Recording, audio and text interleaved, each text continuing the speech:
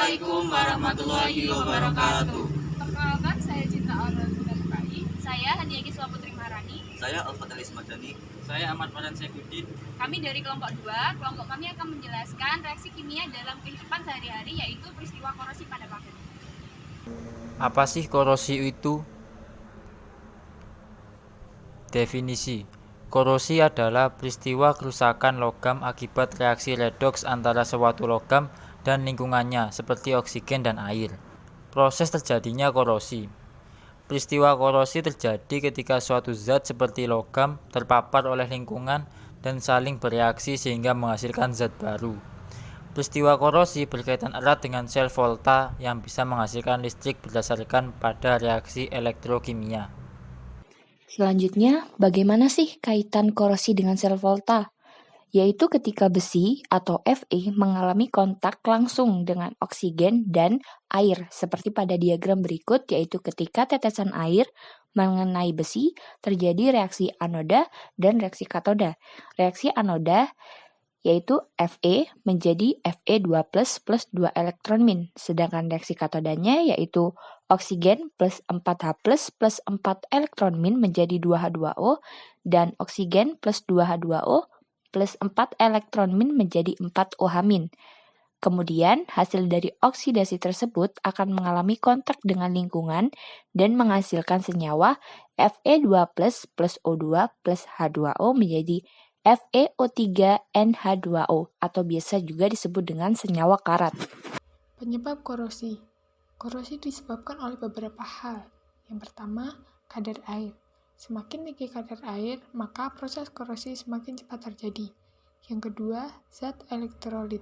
Semakin tinggi larutan elektrolit, semakin mendorong terjadinya transfer elektron yang menyebabkan korosi.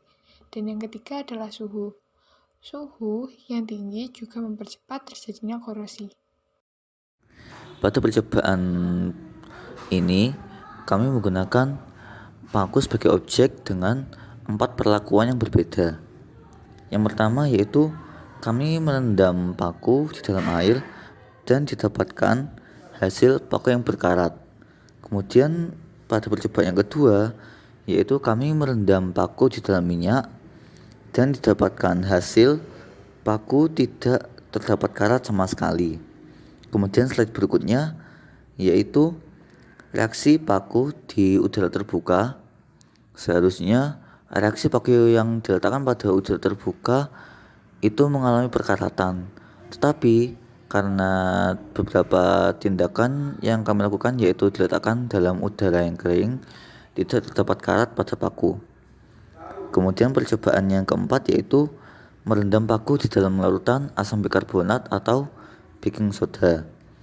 Pada larutan ini didapatkan hasil bahwa paku yang direndam pada asam bikarbonat memiliki tingkat perkaratan yang lebih cepat, yaitu dalam waktu kurang dari 20 jam atau tidak mencapai waktu 1 hari.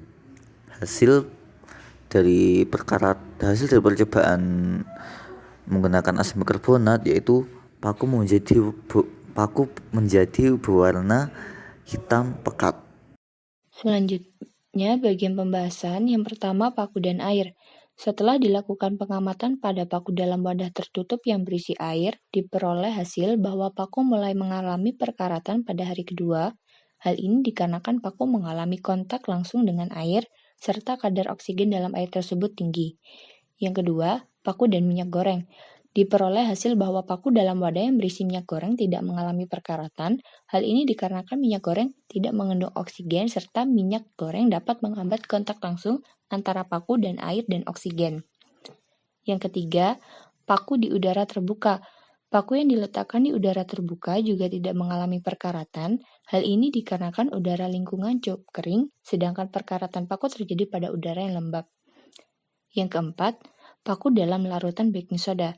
Pada pengamatan paku yang direndam pada larutan baking soda dalam wadah tertutup mengalami perkaratan kurang dari 24 jam. Hal ini dikarenakan larutan baking soda termasuk larutan elektrolit yang dapat mempercepat terjadinya korosi pada paku. Selain itu, ion-ion pada larutan elektrolit seperti larutan baking soda mampu menghantarkan elektron-elektron bebas yang terlepas dari reaksi oksidasi di anoda pada reaksi reduksi di katoda. Pencegahan korosi. Ada beberapa hal yang dapat kita lakukan untuk mencegah korosi. Yang pertama, tidak kontak langsung dengan udara. Hal ini dapat dilakukan dengan cara meletakkan objek di tempat yang bebas oksigen dengan cara mengalirkan karbon dioksida. Yang kedua, pengecatan. Pengecatan pada logam dan paku dilakukan supaya logam atau paku tersebut terlindungi dari udara luar karena tidak bersinggungan. Yang ketiga adalah electroplanting. Cara ini dilakukan agar melapisi permukaan logam secara elektrokimia, yaitu melapisi logam katoda dengan logam anoda. Berdasarkan pengamatan selama 7 hari terhadap proses korosi pada paku dengan perlakuan yang berbeda, dapat disimpulkan beberapa hal sebagai berikut. Yang pertama, paku yang direndam dengan larutan baking soda menunjukkan tingkat korosi paling tinggi, ditandai dengan paku yang mulai berkarat dan larutan yang mulai mengeruh dimulai dari hari pertama perendaman. Yang kedua, paku yang direndam di dalam air di toples tertutup juga mengalami korosi yang cukup tinggi, meskipun tidak separah paku yang direndam dengan larutan baking soda. Terlihat noda-noda karat pada hari kedua perendaman.